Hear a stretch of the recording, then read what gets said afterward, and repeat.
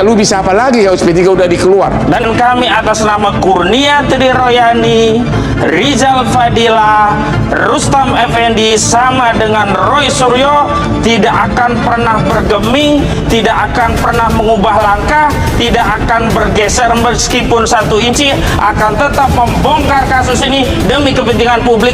Ya udahlah, pokoknya Anda sudah menang deh.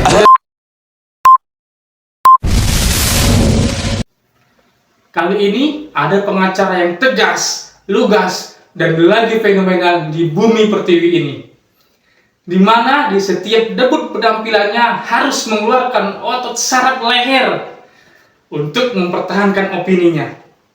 Siapa lagi kalau bukan Bang Udin. Tapi di acara kali ini, Bang Udin harus menyimpan kekuatan otot saraf lehernya. Sebab dalam host kali ini bukan host yang kaleng-kaleng. Host yang mempunyai jam terbang tinggi, bak setinggi langit.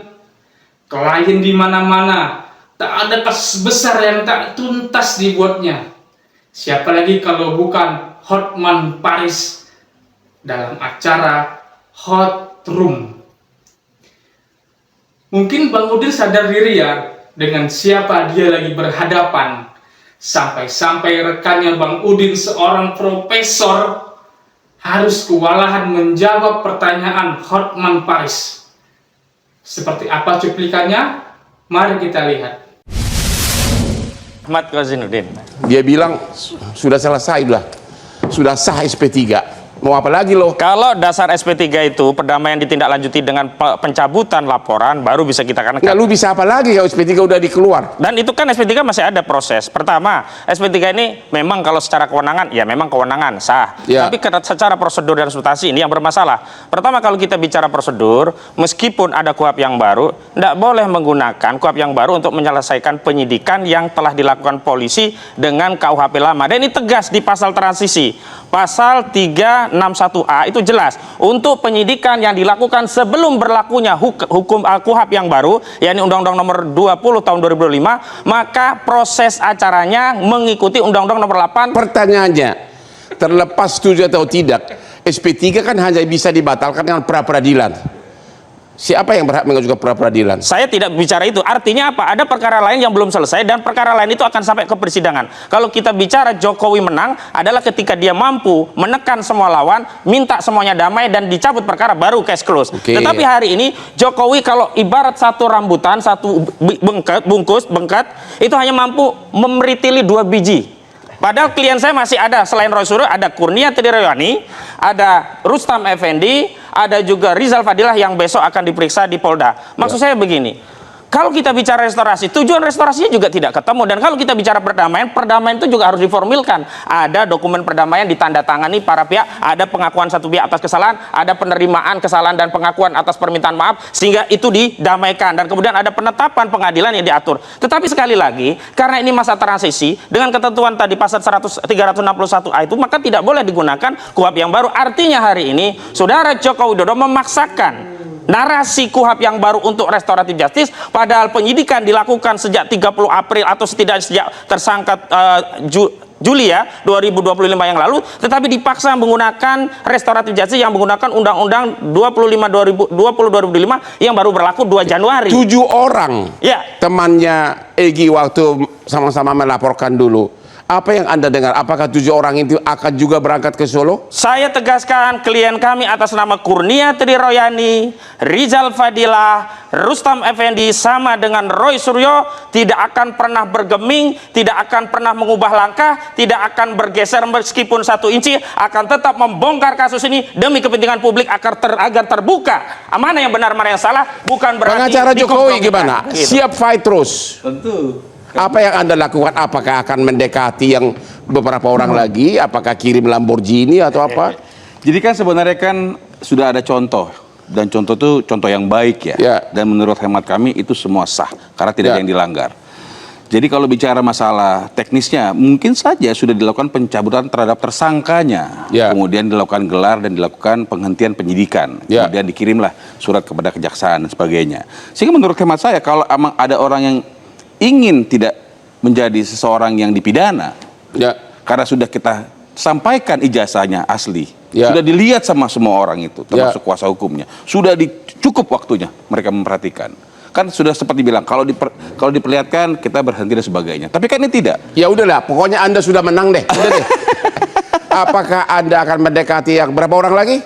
Masih 3, 4, 5, 6. Berapa orang tersangka? 6 lagi. Apakah Anda mendekati 6 orang lagi? Kita tidak mendekati, tetapi pintu terbuka. Jika memang ada orang yang ingin datang bersilaturahmi, kita pikir itu suatu hal yang positif. Ibah, Anda pengacara tuh politisi sih. Gimana nih Pak, pengacara Egy Sujana? Jangan tebal balik persepsinya.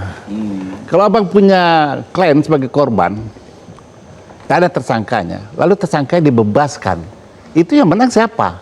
Lawyernya. Yang menang siapa? Pertama pengacaranya. Justru yang menang yang jadi tersangka, yang tidak tadinya tersangka tidak jadi tersangka. Nyerah itu namanya. Bukan menyerah.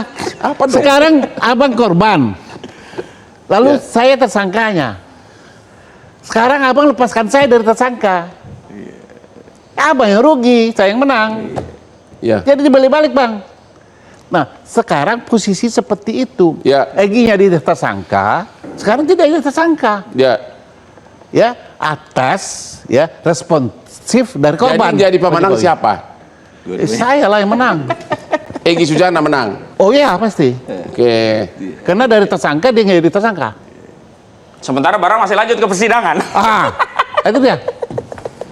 Artinya gini, keberadaan Egy di Solo tidak menuntaskan seluruh masalah yang berkembang. Dalam kondisi sekarang. Kenapa? Karena Egy hanya bagian kecil. Dari istilah di dasar ini dari tandan sebuah buah. Kalau ingin menyelesaikan ini, berarti apa? Hanya kebesaran jiwa Pak Jokowi. Kalau Pak Jokowi menerima semua, lalu dia bikin RJ. Aku suka dengar kalimat itu. Kebesaran hati Jokowi. Waduh. Aduh, Jokowi jadi pahlawan nih ya. Yang semula dipojokkan terus sekarang kebesaran hati Jokowi. Bukan pelawan, kearifan. Memaafkan orang yang memaafkan orang. Itulah kalau sudah jadi pemenang ya begitu. Waduh. Gimana nih? Kearifan, kebesaran hati Jokowi, Anda setuju?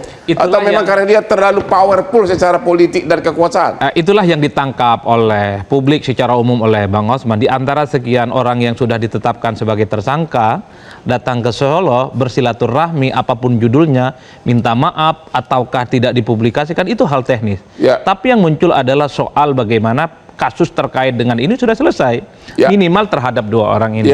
Artinya apa? Pak Jokowi yang awalnya sebagai pihak yang melaporkan, seakan-akan yang ditangkap oleh publik memaafkan terkait dengan 2 orang yang sudah ditetapkan sebagai tersangka. Seolah-olah memaafkan. Betul, karena kita tidak tahu apa yang kemudian dibicarakan di antara. Kalau nggak bisa RJ. Harus ada pemaafan.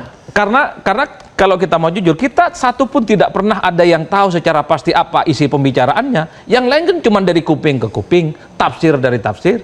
Pastilah yang tahu persis adalah Pak Jokowi, Egy Sujana dengan Damai Hari Anda Lubis. sebagai dari Jadi segi riwayatnya politik, itu bisa kepotong-kepotong, bisa tidak mutawatir ataupun bisa doing. dari segi bisa politik lemah, yang bisa sahih. dari segi image yang diuntungkan di sini Jokowi atau Egy Sujana CS?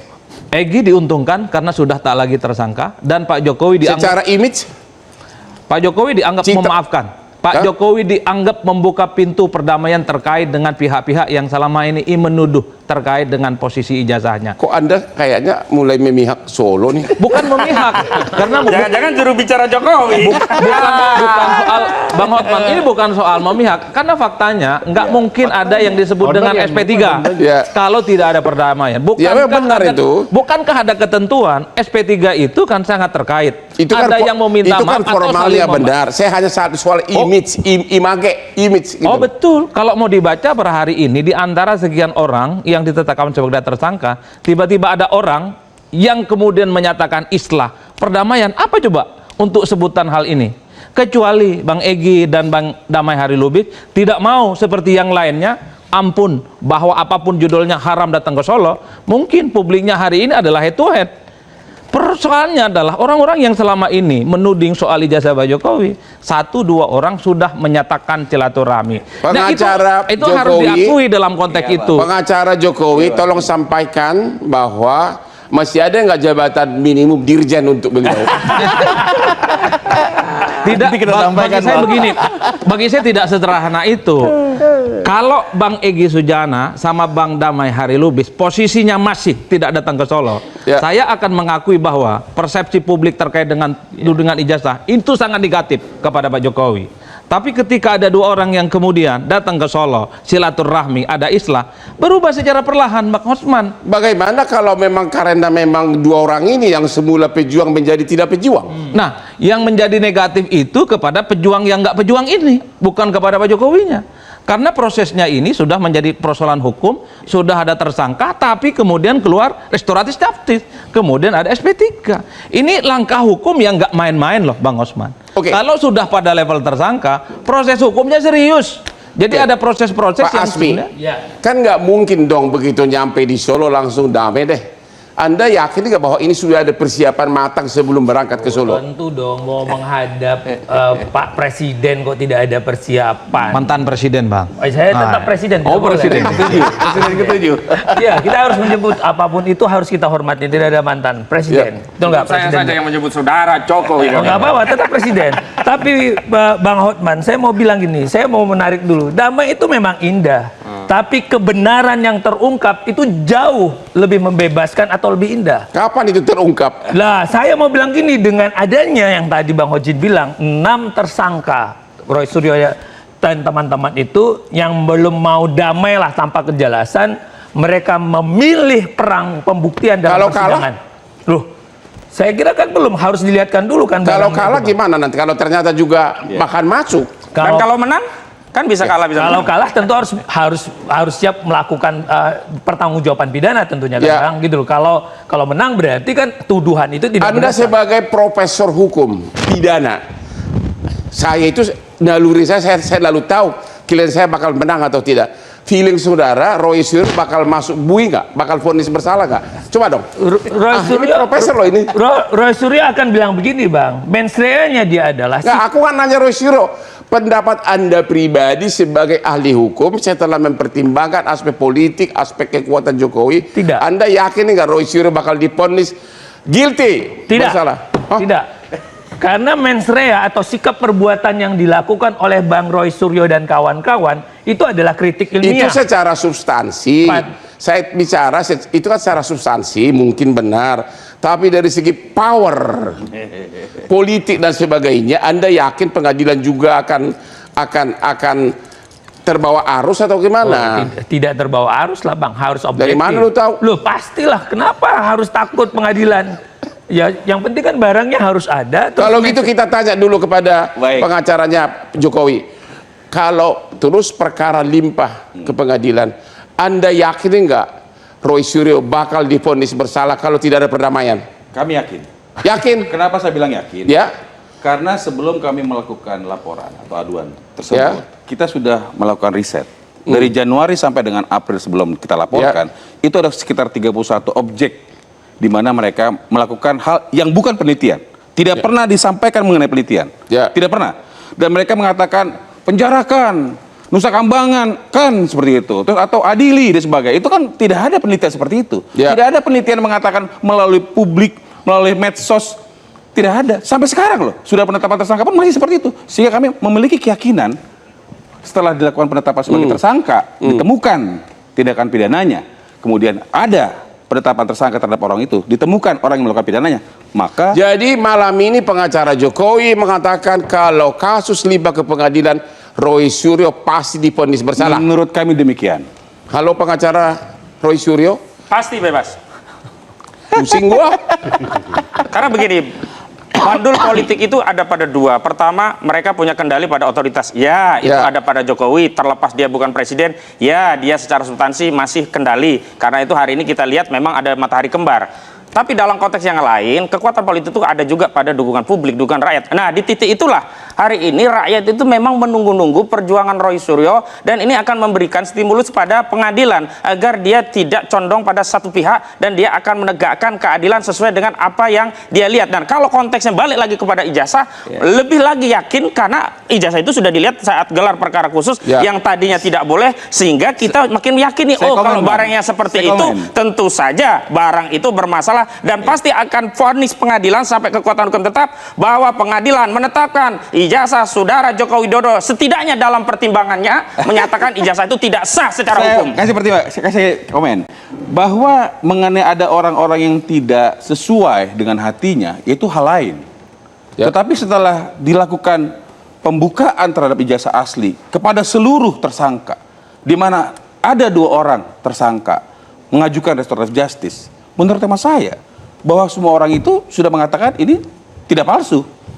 Seperti itu. Jadi Anda tetap yakin bakal masuk penjara Roy Suryo kalau nggak cepat-cepat datang ke Solo untuk dan disitulah kebohongan Jokowi yang katanya tidak ingin memenjarakan rakyatnya, berarti tegas tujuannya adalah memenjarakan